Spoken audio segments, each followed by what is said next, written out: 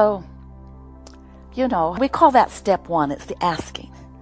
Life causes you to ask. It just does. You don't have to work hard at it. You are globally asking like never before. It is a magnificent thing to behold.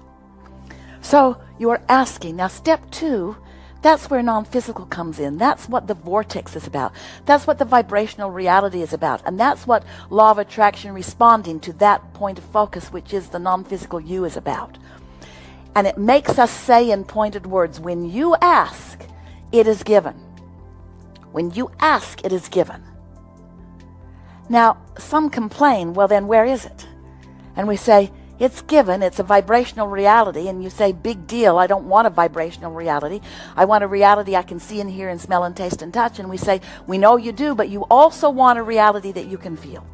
And this is your opportunity beyond ever before to feel this reality, this vortexual, vibrational reality. You can feel it if you want to. You can feel it if you'll let yourself, because it's broadcasting to you in a louder, stronger, more persistent, momentous wave than ever before. So that's step three. That's when you are receiving that. That's when you feel clarity. You feel an idea. You get an idea that would help right now. You get an idea that thrills you when you think about it. You get an idea that rings your bells and makes you buzz a little bit. You feel, and it might just be an idea, hear us and understand us, about cleaning out a drawer. It might be that idea. Doesn't matter how grand you think it is or how insignificant you think it is. When the idea comes from source energy, because you are no longer offering resistance, you're in the receiving mode. We like to explain that the receiving mode is like a cork bobbing on the surface of the water. Let's call that receiving mode. Tuned in, tapped in, turned on. Now you can hold that cork under the water with worrisome thoughts or focused upon things that cause you to feel uncomfortable. But when you let go of it, it's going to bob back up. And that's what you're like. You bob back up if you will just let yourself. In other words, if you're not focused upon worrisome thoughts, and we know this is the last moment in time where you really want to hear that, because there are a lot of worrisome thoughts that are sort of being atmosphered around you. Nobody's asserting them into your experience, but they're available for you to tune into. So when you aren't thinking that thought that causes you to feel bad, then your cork floats. You get into the receptive mode. And that's step three, receiving. That's where impulses come from. That's where thriving comes from. That's where your replenishment comes from. That's where your cells of your body are nourished. In other words, it's a replenishing mode, replenishing of thoughts, replenishing of point of attraction, replenishment on all levels. It's the receptive mode. It's the receiving mode. It's pure positive energy, and it's raining down all around you. You just have to let yourself open to it. Let yourself open to it and feel it.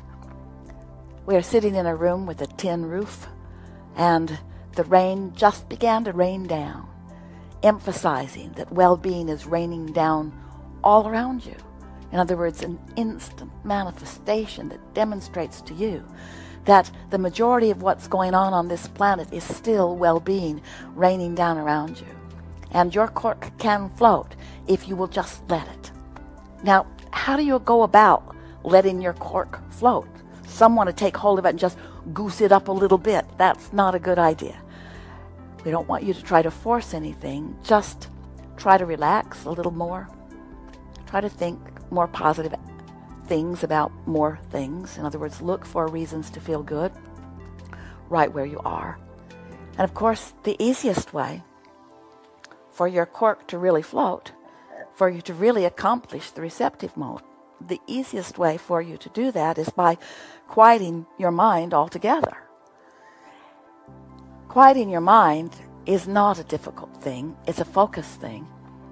It's a focusing on things not interesting, or focusing on things with not much momentum. In other words, if you do it earlier in the day, it's easier for you to quiet your mind. If you wait until your mind is already activated around many other things, it will be less easy for you. Esther has explain to people she visits with about meditation that sometimes it takes her 4 or 5 or 6 or 7 or 8 or 9 or 10 attempts at refocusing into quiet, because there are already thoughts that have some momentum going and they are attracting her. That's what the point of attraction is accomplishing. But if you can find something to focus upon, you may be able to hear the rain that is raining down, or there may be some sound in your environment that you could focus upon.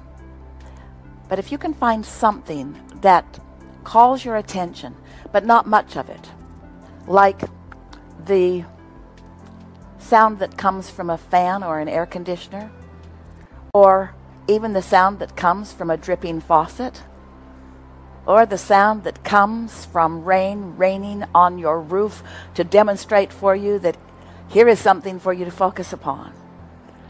If you will focus upon that, your mind will quiet, because your thoughts will slow down, because you are not feeding the momentum. You're focused upon something that is more singular. Or you could focus upon your breathing. That's how Esther first meditated.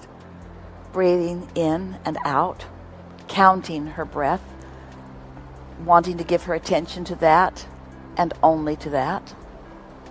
And so what you'll discover as you get better and better at releasing thought and easier at allowing your vibration to rise, what you will begin to accomplish is more time in vibrational alignment with the broader part of you, which means more time in vibrational alignment with the desires that you've been projecting or launching into your vortex. More alignment with the desires that you have launched, that your inner being has called into the vortex. More time, more airtime, more practice time, more vibrational time. And before you know it, you'll find that at any moment in time, you have the ability to put yourself in a place apart from others, if you can. Close your eyes, get comfortable, and focus inside your own being and feel what your inner being is feeling. Now, at first, what you'll feel will be feelings. What you'll feel will be emotions. In other words, you may feel ease or maybe some relief initially. You'll feel some maybe movement. Your inner being may direct movement, and you may be a clear recipient of it. And so you may find yourself moving to the rhythm of what your inner being is offering. In other words, think about what's happening. There's no assertion. Your inner being isn't moving your head. There's only attraction. But when you quiet your mind, you become one with that point of attraction. That matters so much. Imagine being in alignment and at the same point of attraction as your inner being, who stands where all of your solutions are, leading you through the path of most allowance, or as we usually speak it to humans, through your path of least resistance, to emotions first, feelings first, bodily sensations first. You may find some feelings of twitches and itches as energy moves about within you. It's all good, and there's no right or wrong way. Just acknowledge that you're tuning in, and don't think too hard about the fact that you are tuned in or that you like to be tuned in. Just be easy in your thoughts about it, and the momentum of your alignment will increase. When Esther first began to meditate, she tuned in to us rather quickly. and even in the first attempt at quieting her mind. And then she and Jerry meditated every day for 15 or 20 minutes for about 9 months. Didn't need to be that long, but they were enjoying it. Each day, wearing comfortable clothing and focusing on their breathing. And as Esther achieved vibrational alignment with us, we began flowing, expressing, streaming. What we really began doing was thinking in a frequency that she could hear. And so thoughts began to occur to her, but she didn't know that they weren't her thoughts because they were being translated by her. In other words, she was the receiver of our thoughts. But we want to be clear, we and you and us, it's our thoughts. In other words, we're thinking them, and if you're getting them, then you're thinking them too. That means you're in alignment. You're in alignment. You're in alignment with the well-being that you've been asking for a long time.